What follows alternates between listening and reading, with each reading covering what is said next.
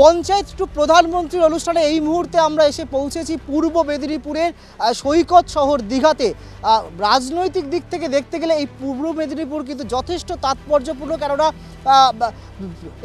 এই জেলা থেকেই কিন্তু এই মুখ্যমন্ত্রী মমতা বন্দ্যোপাধ্যায়কে হারিয়েছিলেন শুভেন্দু অধিকারী। তিনি তৃণমূল থেকে বিজেপিতে যাওয়ার নন্দীগ্রাম থেকে হারিয়েছিলেন, আর সেই নন্দীগ্রামই হচ্ছে পূর্ব মেদিনীপুরের মধ্যে। তাই আগামী যে পঞ্চায়েত নির্বাচন রয়েছে 8ই জুলাই ত্রিস্তরীয় যে পঞ্চায়েত নির্বাচন, সেই নির্বাচনে এই পূর্ব মেদিনীপুর জেলা কিন্তু যথেষ্ট গুরুত্বপূর্ণ রাজনৈতিক দিক থেকে। আমরা গত 2018 পঞ্চায়েত নির্বাচন যদি দেখি, এই জেলাতে কিন্তু একচ্ছত্র আধিপত্য ধরে রেখেছিল তৃণমূল, বিরোধী শূন্য ছিল পঞ্চায়েত। কিন্তু তারপরে কিন্তু পট পরিবর্তন হয়েছে। শুভেন্দু অধিকারী যাকে এই পূর্ব মেদিনীপুরের যিনি হচ্ছেন ত্রাতা, সেই শুভেন্দু অধিকারী কিন্তু তৃণমূল কংগ্রেস ছেড়ে বিজেপিতে যান এবং নন্দীগ্রাম থেকে গত বিধানসভা নির্বাচনে আমরা দেখেছি মুখ্যমন্ত্রী মমতা বন্দ্যোপাধ্যায়কে তিনি পরাজিত করেন এবং এই মুহূর্তে তিনি রাজ্যের বিরোধী দলনেতা বিজেপির। সেই পূর্ব মেদিনীপুরে আগামী পঞ্চায়েত নির্বাচনে কি ফলাফল হতে পারে তারই সুলুক সন্ধান করতে আমরা পৌঁছে গেছি পূর্ব মেদিনীপুরের সৈকত শহর দীঘা। টিপ টিপ করে বৃষ্টি পড়ছে, পেছনে দেখা যাচ্ছে সেই দীঘার সমুদ্র।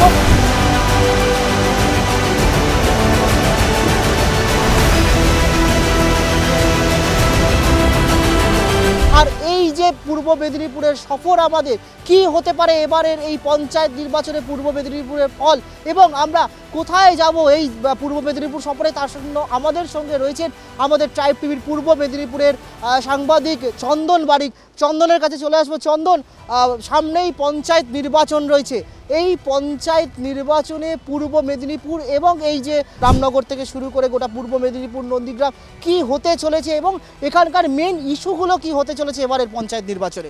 আমরা চলে যাব একেবারে পদিমা 2 গ্রাম পঞ্চায়েতের, যেটা মৎস্যজীবীদের গ্রাম, গঙ্গাধরপুর এলাকায় এখানকার মৎস্যজীবী পরিবারদের বসবাস। তাদের সাথে কথা বলবো এবং পুরো সারাদিনই ট্রাইব টিভির ক্যামেরা এই গ্রামটায় ঘুরে বেড়াবে। তাদের কি উন্নয়ন হয়েছে বা কি হয়নি সারাদিনই আমরা কথা বলবো এই গঙ্গাধরপুর গ্রামের বাসিন্দাদের। চন্দন, এই যে পূর্ব মেদিনীপুর জেলা রাজনৈতিক দিক থেকে তো এবার যথেষ্ট তাৎপর্যপূর্ণ। আমরা জানি যে পট পরিবর্তন হয়েছে, শুভেন্দু অধিকারী তৃণমূল ছেড়ে বিজেপিতে বিরোধী দলনেতা তিনি মমতা বন্দ্যোপাধ্যায়কে গত বিধানসভায় হারিয়েছেন। এবারের পঞ্চায়েত নির্বাচন তো এই পূর্ব মেদিনীপুরে কিন্তু দুই দল তৃণমূল বিজেপি দুজনের কাছে তো প্রেস্টিজ ফাইট। আমরা তো গত পঞ্চায়েতে দেখেছিলাম যে প্রায় বিরোধী শূন্য ছিল তৃণমূলের একচ্ছত্র। এবারের পঞ্চায়েত নির্বাচনে এই পূর্ব মেদিনীপুর জেলা, গোটা পূর্ব মেদিনীপুর জেলায় কি ফলাফল হতে পারে মানুষের?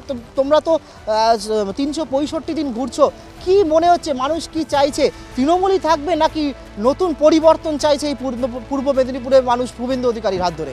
এই মুহূর্তে কিন্তু সেটা বলা অনেকটাই কঠিন, কিন্তু আমরা মানুষের সাথে যেটা কথা বলেছি, কেউ চাইছেন যে ব্যাপক উন্নয়ন করেছেন এই সরকার, তাদের পাশে থেকেছেন। যেটা মূলত আমরা এইখানকার যে অধিবাসীরা রয়েছে, মৎস্যজীবীদের বাস, তাদের লকডাউন বা সে ঘূর্ণিঝড়ে যে ক্ষতিগ্রস্ত এলাকা, কিন্তু শাসক দলের নেতাকর্মী বা তাদের পাশে থেকেছেন বলে বারবার তারা দাবি করেছেন। তারা অনেকে চাইছেন যে এই সরকারি থাকুক, তাদের উন্নয়ন অনেকটাই ছায়া পড়েছে এই সমস্ত এলাকায়। তবে আবার কেউ চাইছেন না শুভেন্দু অধিকারীর এলাকা, অনেকে পরিবর্তনও চাইছেন যে নতুন পঞ্চায়েত আসুক। এটা বিগত দিনে কিন্তু তৃণমূলের দখলে এই এলাকাটা একেবারে বিরোধী শূন্য ছিল। কতটা লড়াই হবে, মানে বামেদের কি কোনো ক্ষমতা, বামেরা কি কোনো আসন পেতে পারে না? ত্রিমুখী লড়াই হবে নাকি একদম সরাসরি তৃণমূল বিজেপি, নাকি তৃণমূল বিজেপি বাম কংগ্রেস জোট এই লড়াই হবে? না, এখানে কিন্তু সরাসরি ত্রিমুখী লড়াই নয়, এখানে বাম আর তৃণমূলের লড়াই হবে। মানে যেটা বাম অনেক জায়গায় এখানে মানে অঘোষিতভাবে কিন্তু বিজেপির সঙ্গে একটা জোট করছে, অনেক জায়গায় বাম প্রার্থী দিতে পারেনি, তারা বিজেপিকে সমর্থন করছে। এখানে কিন্তু একেবারেই তৃণমূল আর বিজেপির লড়াই বলা যেতে পারে। এখানে বিরোধী দলনেতার এটা জেলা, এটা গড় বলা যেতে পারে। পূর্ব মেদিনীপুর মানে বিরোধী দলনেতা শুভেন্দু অধিকারী গড় বলে অনেকে পরিচিত, মানে জানেন কতটা প্রেস্টিজ ফাইট হবে। যথেষ্ট রাজনৈতিক মহলে যথেষ্ট এটা কিন্তু প্রেস্টিজ ফাইটের ব্যাপার রয়েছে। তবে কিন্তু আমরা তাকিয়ে থাকবো ভোটের ফল কোন দিকে যায়। আমরা আজকে কিন্তু কথা বলবো এলাকাবাসীরা কি চাইছেন, তারা শাসক দল থাকবে না বিরোধী দল থাকবে। একদমই চন্দন যেটা বলছিল যে এই যে আমরা দাঁড়িয়ে আছি পেছনে দীঘার সমুদ্র, এবং যে গ্রামে আমরা এই মুহূর্তে যাব, রামনগর 1 নম্বর ব্লকের এই পদিমা গ্রাম পঞ্চায়েত, এই মৎস্যজীবীদের গ্রাম, সেই গ্রামের বাসিন্দারা এই আসন্ন 8ই জুলাই ত্রিস্তরীয় পঞ্চায়েত নির্বাচন নিয়ে তারা কি চাইছেন, তারা কি বলছেন, তৃণমূল ফিরবে নাকি তারা পরিবর্তন চাইছেন, তাদের কি ক্ষোভ, তাদের কি প্রত্যাশা, তারা গত বোর্ডের কাজে কতটা খুশি, তারই সুলুক সন্ধানে এবার আমরা চলে যাব একদম দীঘার সমুদ্র লাগোয়া মৎস্যজীবী গ্রাম, যে গ্রাম কিন্তু এই কিছুদিন আগে ইয়াস ঝড়ে কিন্তু জল ঢুকে পুরো বিধ্বস্ত হয়ে গেছিলো, পুরো গ্রামটা ভেসে গেছিলো। সেই গ্রামের মানুষরা কেমন আছেন, সেই গ্রামের মানুষরা এই পঞ্চায়েত নির্বাচনে কি চাইছেন, গত পঞ্চায়েত বোর্ডের কাছ থেকে তারা কতটা সহযোগিতা পেয়েছেন, কতটা সাহায্য পেয়েছেন, সরকারি প্রকল্পের সমস্ত টাকা সুবিধা তারা পান কিনা, তারই সুলুক সন্ধান করতে এবার আমরা যাব একদম দীঘার সমুদ্রের গায়ে এই মৎস্যজীবীদের গ্রাম পদিমা গ্রামে।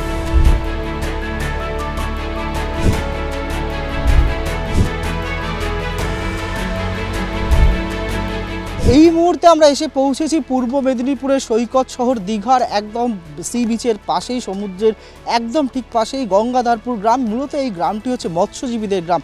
আগামী 8ই জুলাই যে পঞ্চায়েত নির্বাচন রয়েছে রাজ্যে, সেই পঞ্চায়েত নির্বাচনে এই মৎস্যজীবীদের গ্রামের মানুষরা, যারা মৎস্যজীবী, পেশায় মৎস্যজীবী, তারা কি চাইছেন, এই যে বিগত বোর্ড, সেই বোর্ডের কাছে তারা কতটা খুশি, তাদের কি প্রত্যাশা, তাদের কি চাওয়া পাওয়া, কতটা ক্ষোভ রয়েছে, কি হয়নি, এবং আগামী নির্বাচনে তারা কি চাইছেন, শাসক দলকে কি তারা ফিরিয়ে আনতে চাইছেন নাকি নতুন কাউকে চাইছেন, তারই সুলুক সন্ধানে আমরা চলে এসেছি এই গঙ্গাধরপুর গ্রামে। এখান থেকেই জেনে নেব তারা কি চাইছেন, তাদের মুখ থেকেই শুনে নেব তাদের কি বক্তব্য।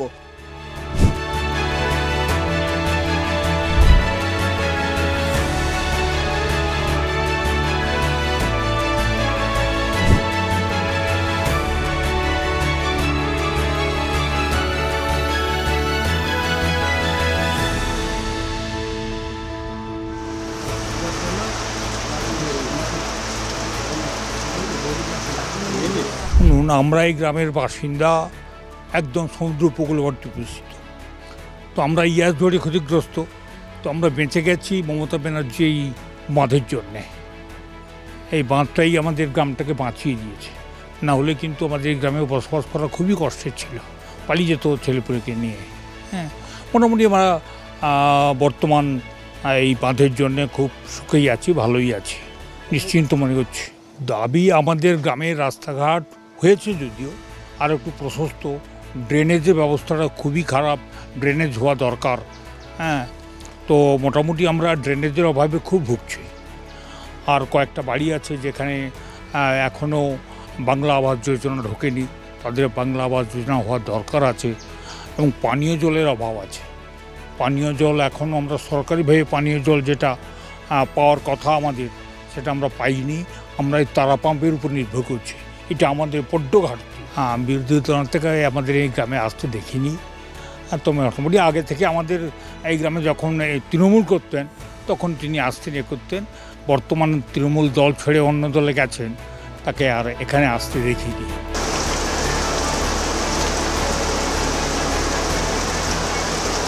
সমস্যা বলতে আমাদের রাস্তাঘাট এইগুলো সমস্যা আছে, এবং পানীয় জল। এই গোটা গ্রামে সমুদ্রের জল উঠে গেছিলো, সুনামি মতন হয়েছিল, কিন্তু এখানে সব টিউবওয়েলে হচ্ছে নোনা জল।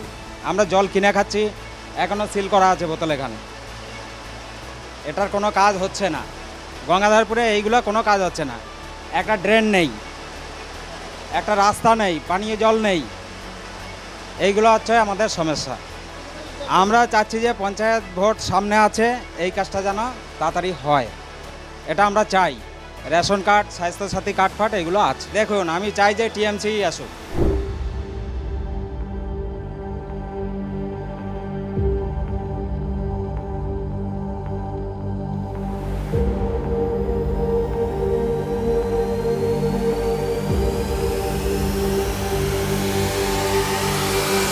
সামনে তো পঞ্চায়েত নির্বাচন, কি চাইছেন মমতা দিদিকে?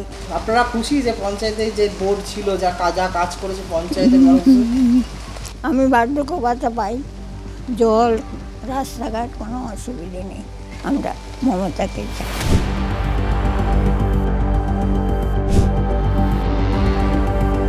চাওয়া মানে আমাদের এখানে গ্রাম গঙ্গাধর বলছেন, হ্যাঁ, কিন্তু 4টা গ্রাম নিয়ে একটা সংসদ, একটা বুথ। আমাদের দীর্ঘদিনের একটা চাওয়া ছিল, যেটা সামুদ্রিক বাঁধ, যেটা সিবিজ হয়েছে, ওইটা আমাদের কাছে সবথেকে বড় পাওনা। কেননা জল জড়ে তো ক্ষতিগ্রস্ত হয়েছিলাম, যদি বাঁধ না থাকতো তাহলে আমরা কেউ থাকতে পারতাম না, সব শেষ হয়ে যেত। এটা একটা বড় পাওনা হয়েছে। রাস্তাও হয়েছে, আর কিছু বাকি আছে, তারা পাম্প কল আছে, কিন্তু এখনও সেই পরিমাণে জল ঝড়ের থেকে জলের একটু সমস্যা আছে। আর একটা হচ্ছে ঢালাই রাস্তা হয়েছে, আর কিছু বাকি আছে, অল্প আর একটু বাকি আছে। আর অনেক কিছু হয়েছে, যেরকম গ্রামে সবাই বিধবা ভাতা, বার্ধক্য ভাতা এগুলো পেয়ে খুব আনন্দ। আমারও খুব, বাড়ির লোকও পেয়েছে লক্ষ্মী ভাণ্ডারে। পেয়েছি, অনেক সহযোগিতা করেছেন ওনারা, সত্যিকারই খুশি, খুব সহযোগিতা করেছেন। এই জেলার তো অন্যতম নেতা বিরোধী দলনেতা শুভেন্দু অধিকারী, তাকে কি আপনারা দেখতে পান না? তার কাছ থেকে আপনারা কোনো রকম সাহায্য কি বিজেপি দলের পক্ষ থেকে, বা যেহেতু তিনি বিজেপি বিরোধী দলনেতা, তার থেকে আপনারা কোনো সাহায্য পেয়েছেন বা তাকে কোনোদিন এখানে দেখেছেন আসতে? কোনো সাহায্যও পাইনি, আর যেদিন থেকে ও দল বদল করেছে ওই দিন থেকেও দীঘায় দেখতে পাইনি। আপনারা কি চাইছেন পঞ্চায়েত নির্বাচনে কারা জিতুক, বা আপনাদের গ্রামে আপনাদের পঞ্চায়েতে কারা? আমরা একটা কথা বললাম, আমাদের বড় বাহানা সমুদ্র মাত করে দিয়েছে, গ্রামকে রক্ষা করে দিয়েছে, আমরা আবার দিদিকেই চাইছি।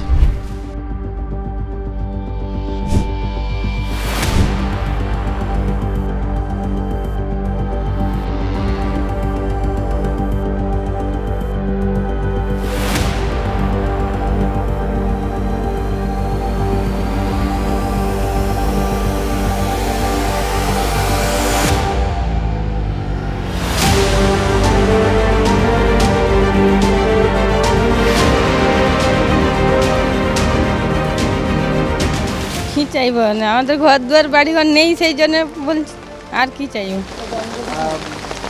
এই যে সরকারি যে প্রকল্প লক্ষ্মীর ভাণ্ডার, এই প্রকল্পের টাকা পান? হ্যাঁ পাই, মিথ্যা কথা বলবো কেন, পাই। এই যে ঘর দুয়ারটা হলে ভালো হয়। হ্যাঁ, আর ঘর দুয়ার কি হলে বাদ দেবে, কি বলবো আর। শরীর বাথরুম নেই, আমাদের বাথরুম নেই, ঘর দুয়ার নেই। এবারে আর তোমার যেটা চাইবে দিবে, সেইটা কল নেই।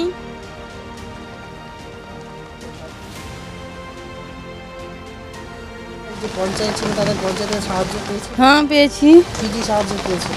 ডাল চাল যে কোনো সব কিছু, পেপার নু এনা হাঁড়ি করানো সব কিছু পেয়েছি। যে 100 দিনের কাজের আপনারা কাজ পেয়েছেন এই গ্রামেতে? আগে পেয়েছি, এখন বছর দিয়ে এখন নেই কাজ।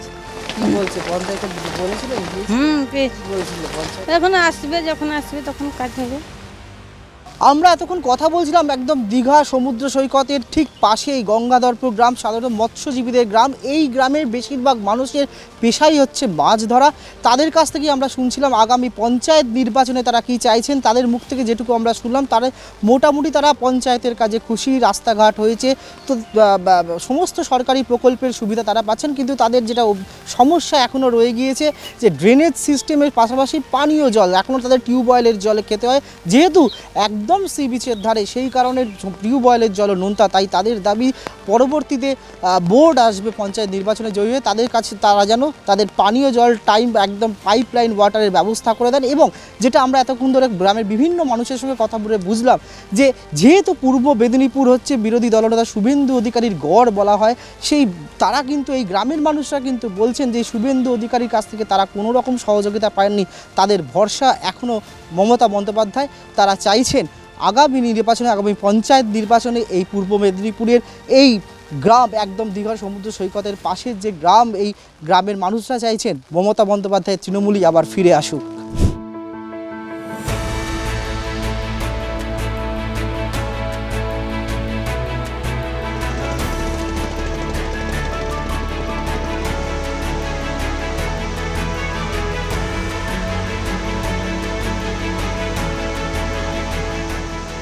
আসন্ন পঞ্চায়েত নির্বাচনে এই পূর্ব মেদিনীপুর জেলার তৃণমূল, বাম, বিজেপি যুযুধান 3 শিবিরের নেতৃত্বের কি বক্তব্য, তারা কতটা আশাবাদী এবারে পূর্ব মেদিনীপুরে জয় পাওয়ার ব্যাপারে জেনে নেব।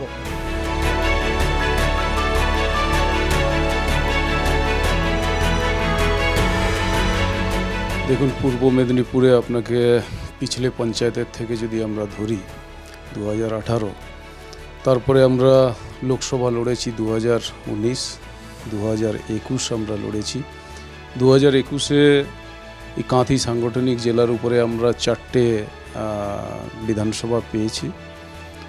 এবং যেখানে আপনি এখানে বসে আছেন, এটা রামনগর বিধানসভা, দীঘায় বসে আছেন আপনি, রামনগর বিধানসভার লাস্ট 2019-এর আপনাকে বলে দিই, আমরা ভারতীয় জনতা পার্টি 45.41% ভোট এখানে আমরা পেয়েছি। আর 2021-এ 42 সামথিং আমরা পেয়েছি। তো এখানে আমাদের ভোটের পার্সেন্টেজ যথেষ্ট আছে এবং সাংগঠনিকভাবে আমরা খুব মজবুত আছি।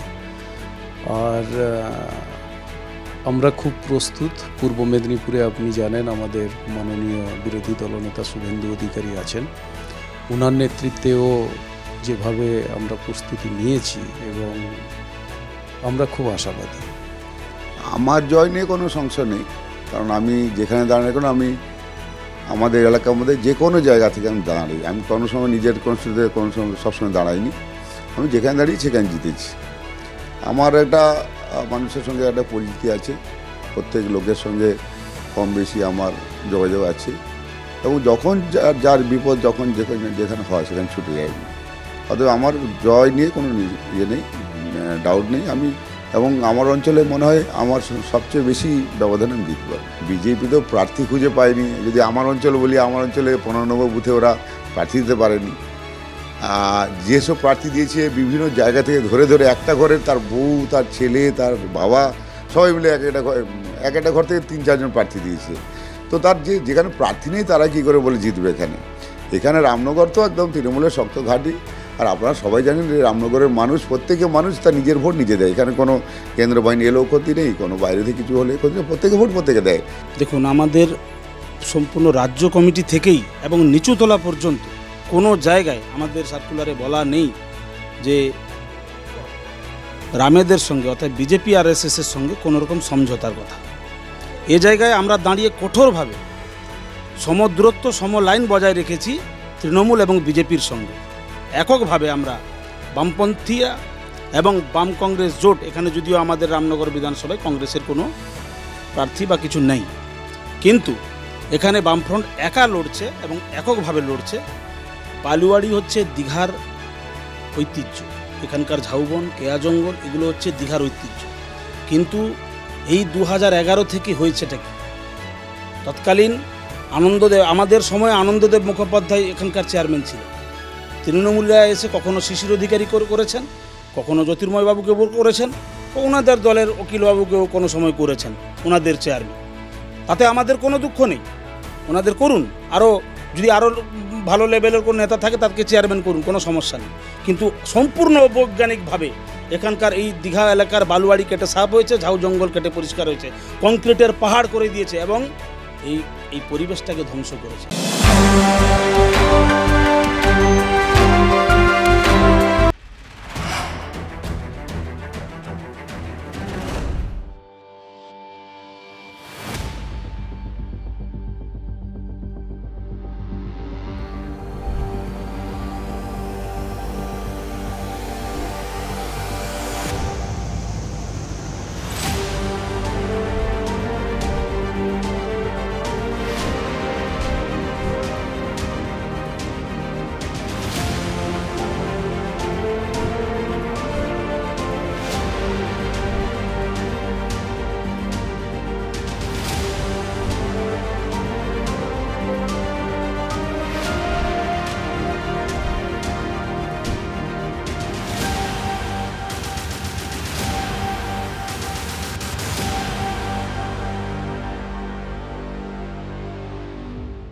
এই মুহূর্তে আমরা এসে পৌঁছেছি দীঘার কাছেই বসন্তপুরের দুর্গাপুর সংসদ, দক্ষিণ সংসদ গ্রাম পঞ্চায়েত, এবং সেখানে এসে আমরা জেনে নেব যে সামনে যে পঞ্চায়েত নির্বাচন রয়েছে সেই পঞ্চায়েত নির্বাচনে এই বসন্তপুর পঞ্চায়েত যেটা রয়েছে দুর্গাপুর দক্ষিণ সেই সংসদ, সেই এখানকার মানুষজনের কীভাবে রয়েছে, তাদের কি প্রত্যাশা, তাদের কি চাওয়া পাওয়া এবং তারা কি চাইছেন আগামী পঞ্চায়েত নির্বাচনে, তাদের কতটা প্রত্যাশা, তারা কি কাদেরকে আনতে চাইছেন, কাদের ভোট দেখতে চাইছেন, কারা তাদের হয়ে পাশে দাঁড়াবে, তারই সুযোগ সন্ধান করবো আমরা। আমার সঙ্গে রয়েছেন আমাদের ট্রাইব টিভির পূর্ব মেদিনীপুরের প্রতিনিধি চন্দন বারিক। চন্দন, তোমাকে প্রথমে জিজ্ঞেস করি যে এই যে বসন্তপুর যে আমরা যেখানে এসেছি এই মুহূর্তে, এই জায়গাটা মানে এই কি জায়গা তুমি তো দেখেছো, মানে কীরকম দেখেছো তুমি এই জায়গা? বিগত দিনে এটা তৃণমূল কংগ্রেসের পঞ্চায়েতের দখলে ছিল। এবারে কিন্তু এখানে কিন্তু একটা হাড্ডাহাড্ডি লড়াইয়ের সম্ভাবনা দেখা দিয়েছে। এখানে বিরোধীরা অনেকটাই স্ট্রং হয়েছে এই বসন্তপুর অঞ্চলে।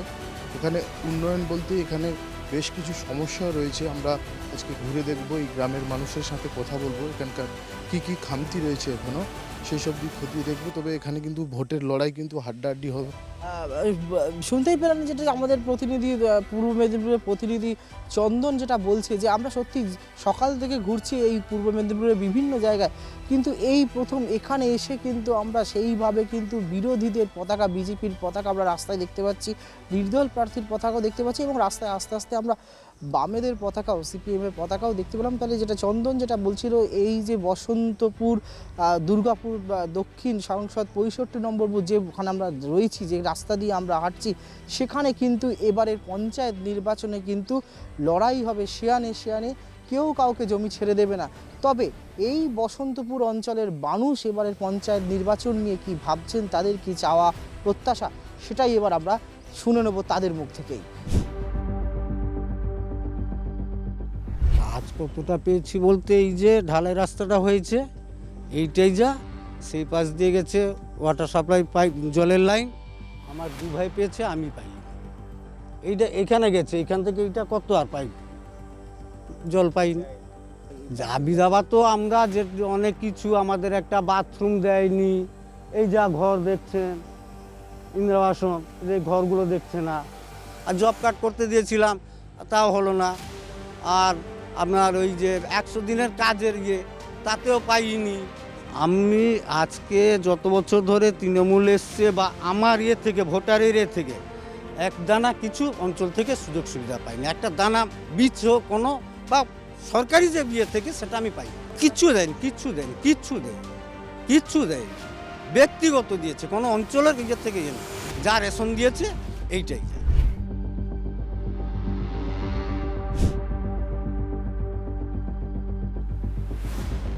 এই মুহূর্তে আমরা বসন্তপুর দুর্গানগর দক্ষিণ সংসদ 65 নম্বর বুথে দাঁড়িয়ে, এবং এখানে এসে গ্রামে একটা মজার বিষয় যেটা দেখলাম আমরা, আমার ক্যামেরা পার্সনকে দেখাতে বলবো যে এখানে লেখা রয়েছে ঢালাই রাস্তা তৈরি হয়েছে 2022-23 সালে। ঢালাই রাস্তা দক্ষিণ দুর্গাপুর সংসদের রমাকান্ত জানার বাড়ি হইতে সুধীর জানার বাড়ি পর্যন্ত সৌজন্যে বসন্তপুর গ্রাম পঞ্চায়েত। এই রাস্তাটা তৈরি করতে খরচ হয়েছে 90,000 টাকা, যেটা একদম ফলক একদম মাটিতে রাস্তার সঙ্গে আটকানো রয়েছে। 2022-23 বর্ষে, অর্থবর্ষে এটা তৈরি হয়েছে।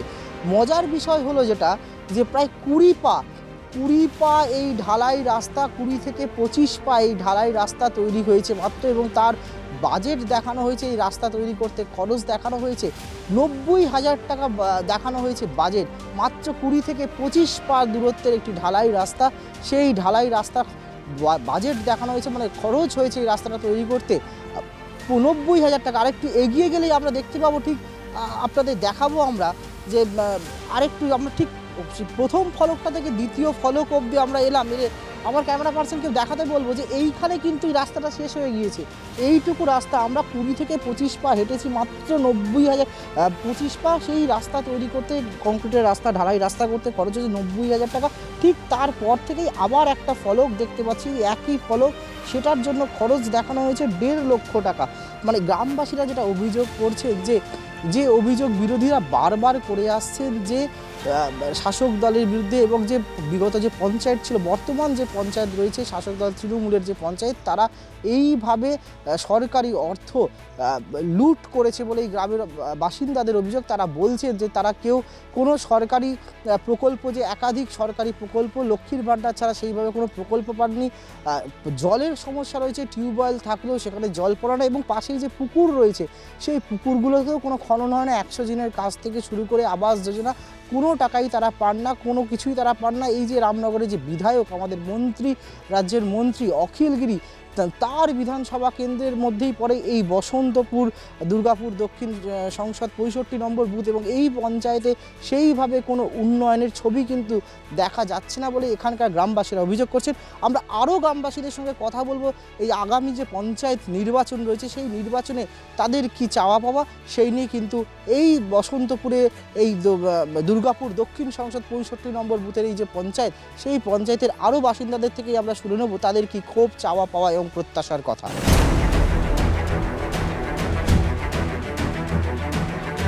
মানে এখানে যতদিন এখানে পঞ্চায়েত টিএমসির পঞ্চায়েত এসছে ততদিন থেকে কোনো কিছু আমরা এখানে সুযোগ সুবিধা পাইনি। মানে যাদের বড় বড় পাকা বাড়ি আছে তারাই সুযোগ সুবিধা পেয়েছে, আমফান থেকে বা আবাস যোজনা থেকে তারাই পেয়েছে, আমরা কিচ্ছু পাইনি আজ পর্যন্ত।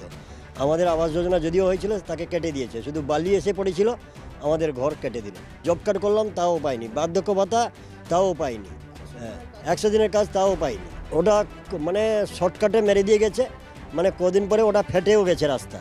মানে এই কিছুদিন আগে করে দিয়ে গেছে, সেখানে রাস্তার পরিস্থিতি দেখে এসছেন, মানে যেভাবে করে দিয়েছে ঢালাই কোনোরকম মানে সিমেন্ট কম বালি দিয়ে মেরে দিয়ে গেছে।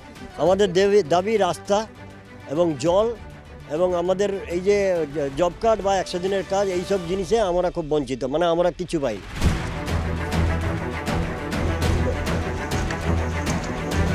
আমরা এই গ্রামে এই বসন্তপুরে দুর্গাপুর যে দক্ষিণ সংসদ 65 নম্বর বুথে রয়েছি রামনগর এলাকার, এবং এখানকার যিনি প্রার্থী গ্রাম সভার যিনি প্রার্থী রয়েছেন বিজেপি প্রার্থী সৌমেন ভঞ্জুলাকে পেয়ে গেছি। উনি দেখতেই পাচ্ছেন প্রচারে বেরিয়েছেন, আর সেই প্রচারের মাঝখানে আমরা তাকে পেয়ে গেছি। তার সঙ্গেই কথা বলে নেব এবারের পঞ্চায়েত নির্বাচন তার কাছে কতটা চ্যালেঞ্জিং।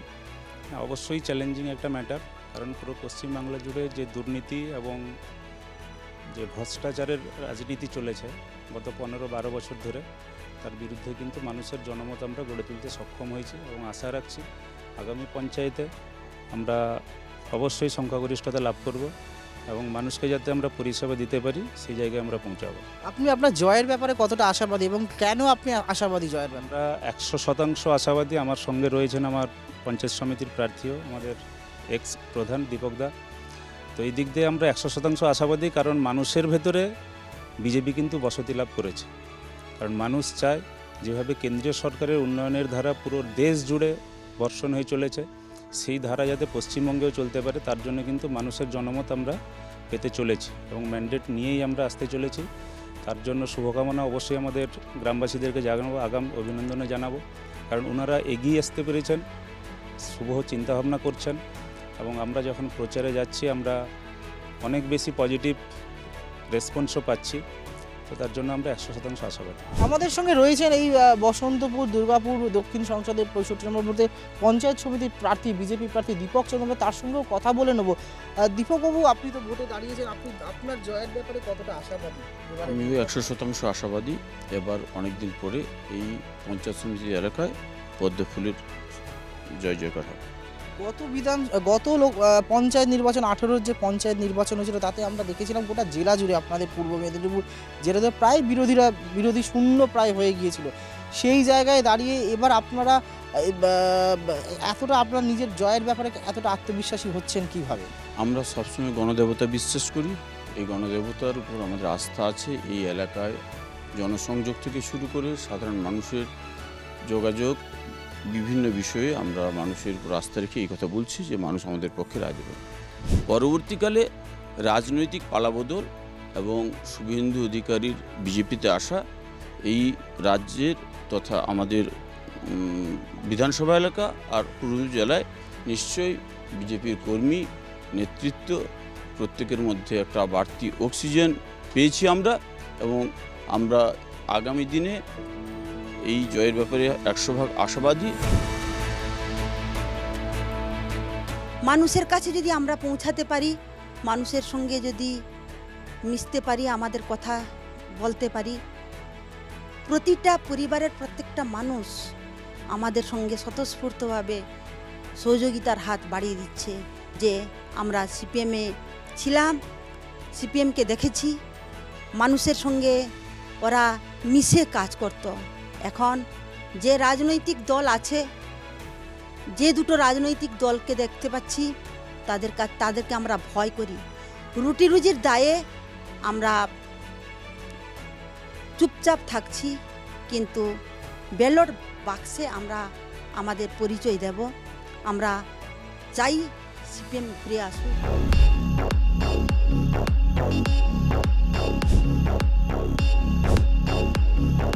সব এলাকায় প্রার্থী আমরা মোটামুটি দিয়েছি, কিছু কিছু জায়গায় আমাদের সংগঠন দুর্বল থাকার জন্য আমরা দিতে পারিনি। আমরা কিছু কিছু প্রায় ম্যাক্সিমাম 95% আমরা প্রার্থী দিয়েছি, 95% আসনেই আমরা প্রার্থী দিয়েছি।